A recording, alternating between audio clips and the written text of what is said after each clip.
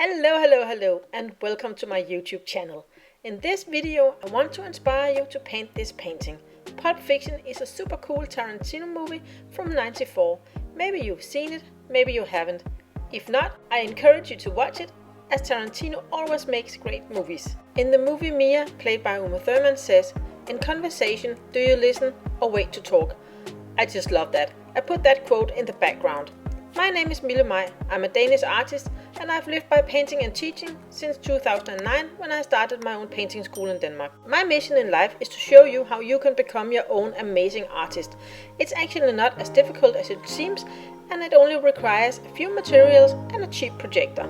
I'm currently developing online courses that I expect to launch in 2023. So, if you're interested in learning about how to get started painting like me, sign up for my newsletter, which I will link to in the description below. Then you will get notified when I go live with it. Until then, I hope you will enjoy the creation of this painting and that you will be inspired. Enjoy!